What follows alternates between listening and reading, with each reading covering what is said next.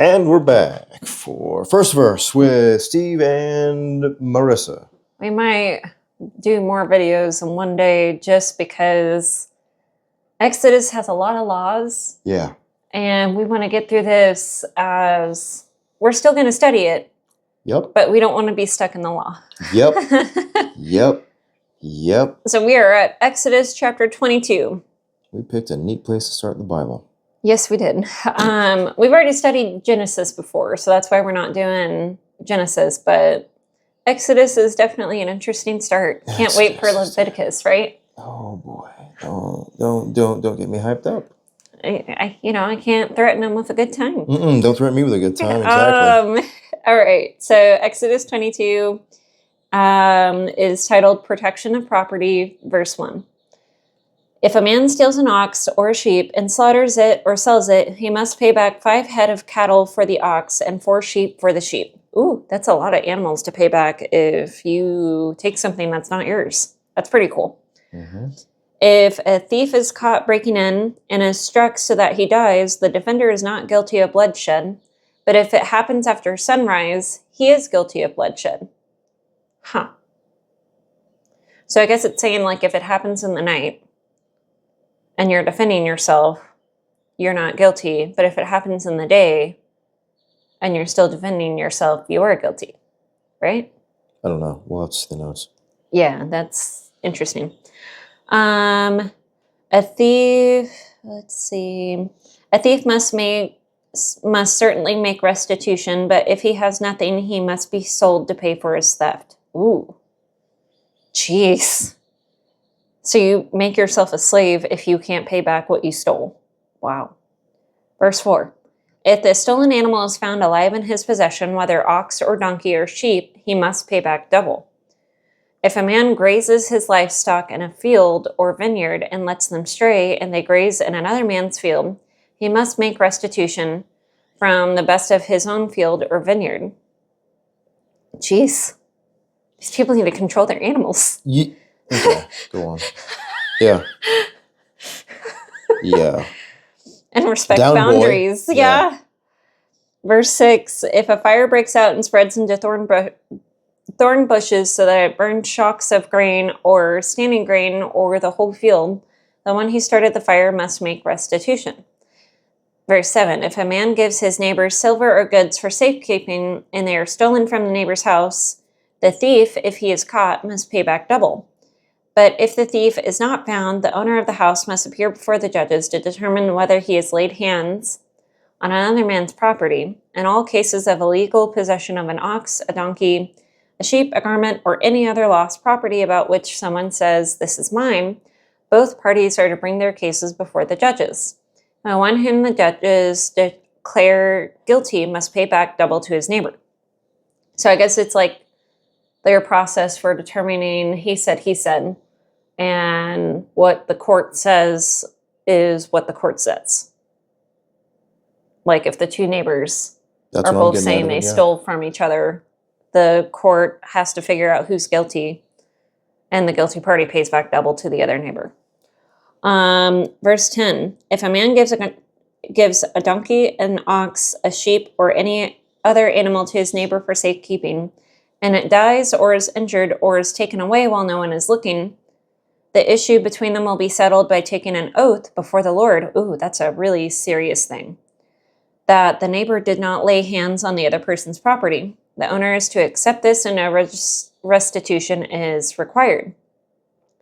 But if the animal was stolen from the neighbor, he must make restitution to the owner. If it was torn to pieces by a wild animal, he shall bring in the remains as evidence, and he will not be required to pay for the torn animal. If the man borrows an animal from his neighbor and it is injured or dies while the owner is not present, he must make restitution. But if the owner is with the animal, the borrower will not have to pay. If the animal was hired, the money paid for the hire covers the loss. Okay, that's a lot of contingencies. This simply means that making a solemn vow in the presence of God. In those days, such oaths were very sacred, as it was believed that God would judge a man with calamity who made an untrue declaration before him. so it was taken for granted that one was innocent who could and would make such an oath. Even contracts are not looked upon as being binding today as a mere oath was in ancient times. I think Dake's translation came out in the 60s, so it still stands, yeah. Mine has a note beside the oath verse, and it says, Hebrews 6:16, men swear by someone greater than themselves, and the oath confirms what is said and puts an end to all argument. So I guess like them making an oath in this instance is preventing any future arguments from happening. Like, we're setting this to an oath. Mm-hmm. This is what the contingencies are if your animal is damaged, lost, like all these different like bad outcomes for the animal and the care of someone else when you were gone. If the owner was there, he could take care of his own property, so the borrower was not held responsible. In the case of anything hired, the price of the hire stood good for any risk the owner would run. So in the first part about stealing, you may have heard in church circles or something that if a thief is caught, they must repay the thing stolen 7 times over. I'm pretty sure this is where this comes from. It's possible, although it looks like it's not necessarily 7 times over. It's specifying like for the Values. types of theft. Yeah. Because like verse 1, if they steal an ox or a sheep or slaughter it or sell it, they must pay back 5 head of cattle for the ox and 4 sheep for the sheep. Mm-hmm. So it's not exactly 7 times in return for what was stolen. So it's like laying out specific instances of stealing. Mm-hmm. I don't know why, but I'm thinking of that Parks and Rec episode. I was just thinking. You shout like that, they put you in jail right away. Stealing. You're stealing, right to jail. Stealing. It's my note for... Straight to jail. Right to jail, right away. You're driving too fast, jail. My note for verse 1. These are not a collection of picky laws, but are case studies of God's principles in action. God was taking potential situations and showing how his laws would work in the Israelites' everyday lives. Because I'm sure the Israelites were like, well, okay, you gave us these 10 laws, but what happens if Joe Bob steals my cattle? Yeah. What happens if John Doe breaks into my house? I'm sure they had tons of questions, which is why all of this is being listed out in detail. So the other thing is, we joke about the straight to jail. I wonder if I can put that in there. I don't know, but I think I can. I'll experiment with that. I don't see any mention of jail in here. Not yet. We just see like specifics of judgments or like what the court would deal as a judgment. And we see redemption in that. If the thief does this and the thief is caught, then they have to work it off. That's great. I thought it was pretty neat. The whole like if they're not physically able to pay back what was stolen, they have to pay with themselves. That's a pretty lofty way to pay for something that you stole. Mine also says these case studies had several objectives. 1, to protect the nation. 2, to organize the nation. And 3, to focus their attention on God.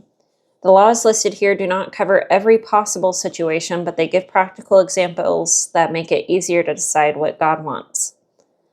Verse 3. Let's see. So 2 and 3, if a thief is caught breaking in and is struck so that he dies, the defender is not guilty of bloodshed. Verse 3, but if it happens after sunrise, he is guilty of bloodshed. It says, throughout chapter 22, we find examples of the principle of restitution, making wrongs right. For example, if a man stole an animal, he had to repay double the beast's market value. If you have done something, okay... That's not the note I was hoping it would be. I'm wanting to know, why is it after sunrise that you as the homeowner would be guilty of bloodshed for defending your house against a thief? Yeah, that's a little odd. What I was looking at something else. What verse is that in? That's verse 3. Okay. But why is it referencing 21:2? I don't have anything for that one too, so. That doesn't make any sense.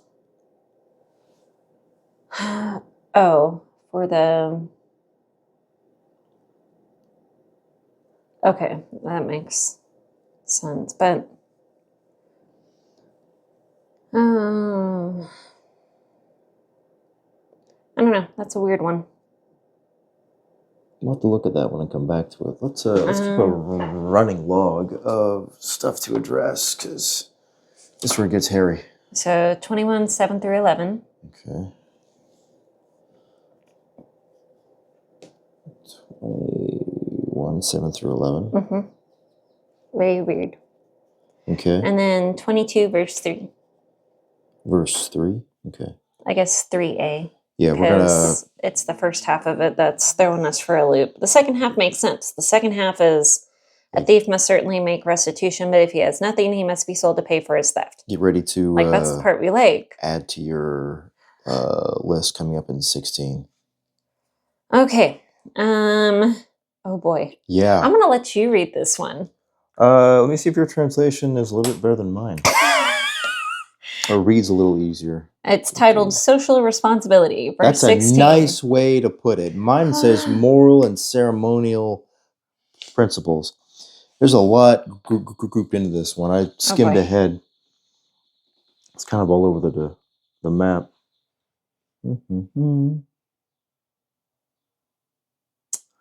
Yeah, it still reads the same as mine. Okay. Okay. All right. Well, have fun. This is going to be fun. Okay. Oh boy. This one's not rated for kids. Yeah, 22, verse 16. If a man entices a virgin who is not betrothed and lies with her, he shall surely pay the bride price for her to be his wife. If her father utterly refuses to give her to him, he shall pay money according to the bride price of virgins. And then we skipped to witchcraft. Again, a little really odd. Weird skip, Yeah, but okay. Weird skip. You thought this would be, at the beginning of 21 or something. Okay. You shall not permit a sorcerer. Mine says sorceress. Mine says sorcerer as well. Just Okay. making sure. You shall not permit a sorceress to live. Whoever lies with an animal shall surely be put to The death. fact that they had to say this out loud. Well, Like- that, and it's like,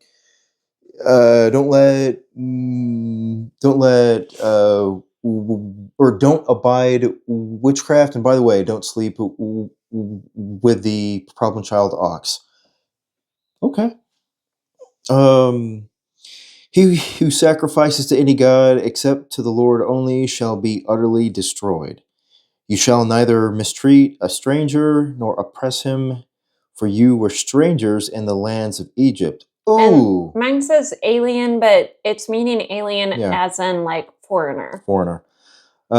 You shall not afflict any widow or fatherless child. If you afflict them in any way and they cry at all to me, this is God speaking, I will surely hear their cry.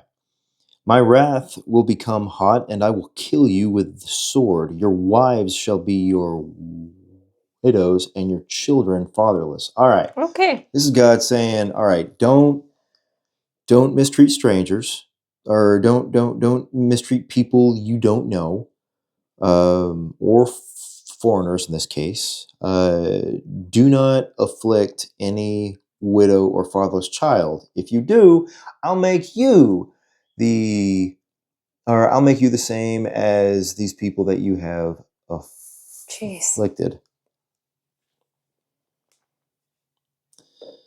Let's go to the notes. Does your notes say anything?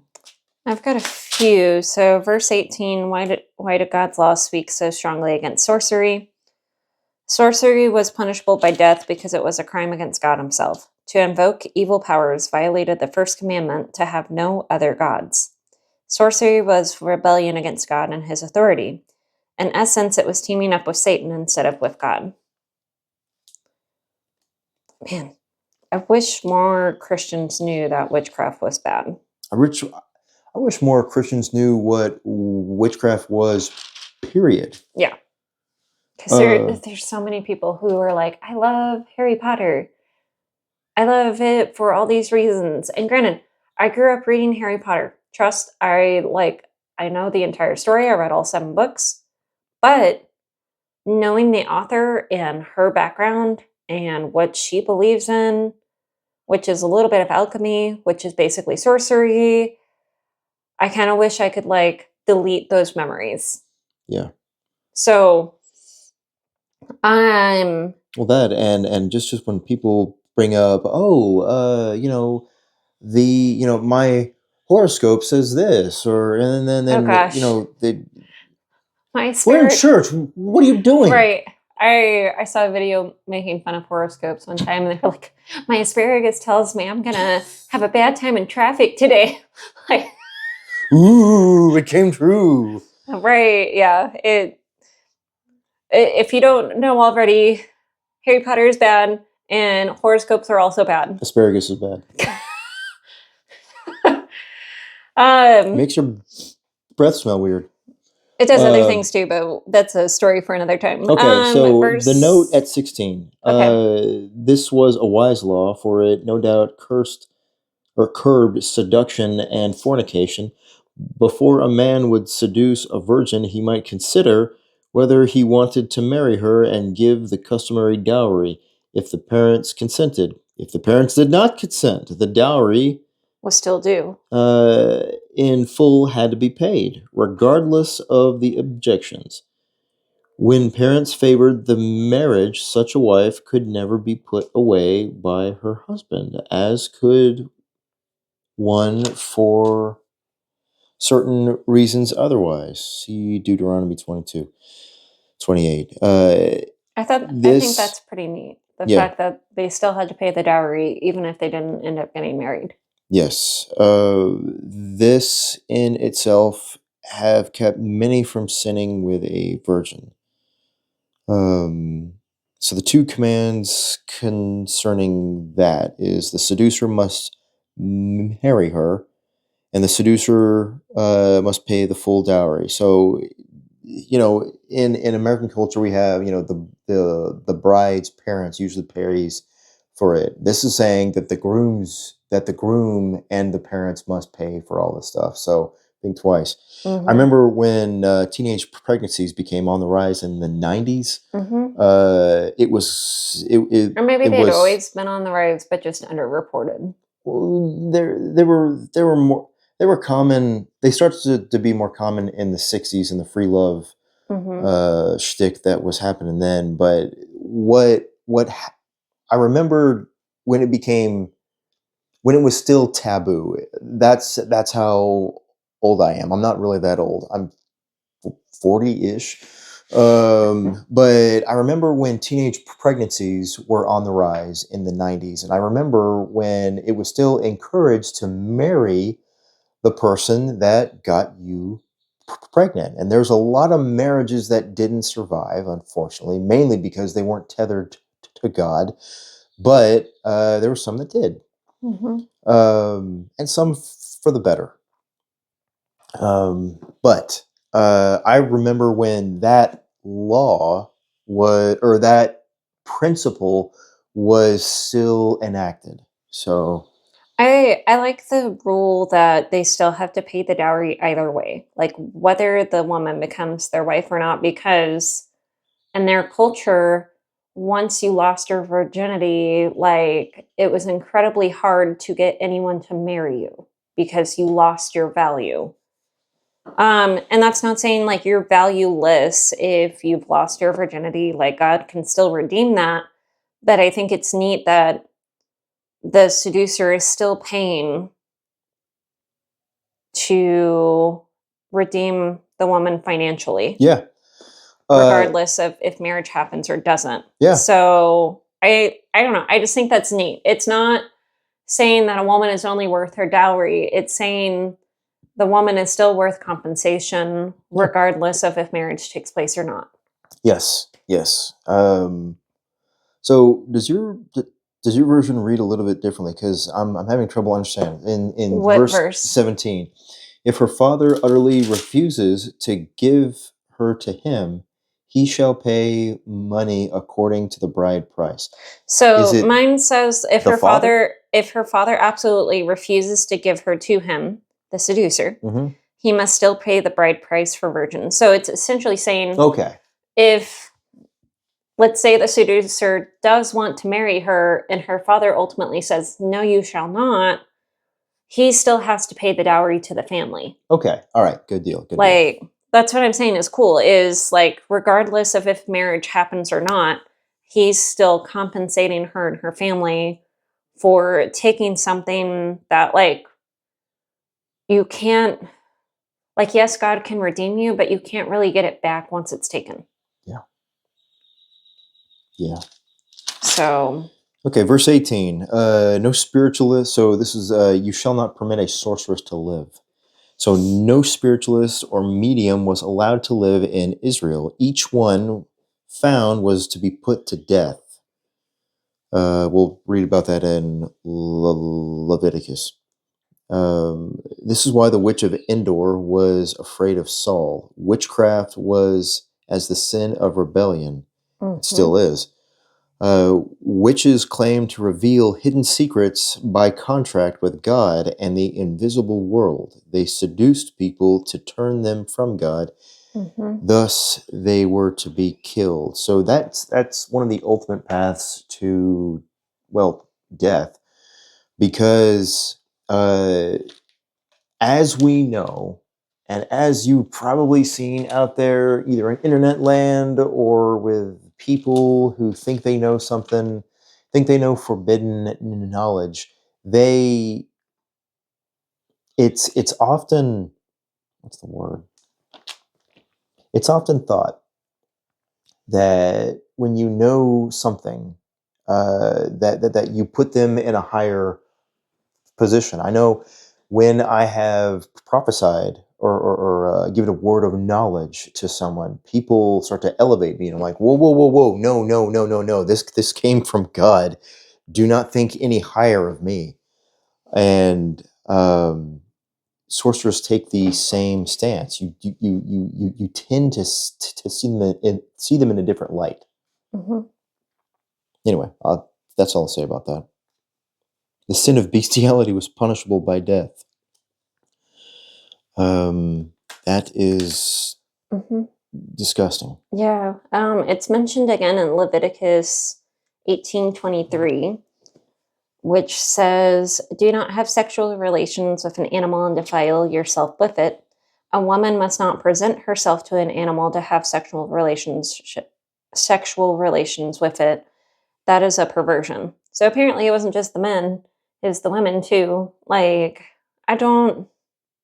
People. Yeah. People. That's all you gotta say is people. Yeah.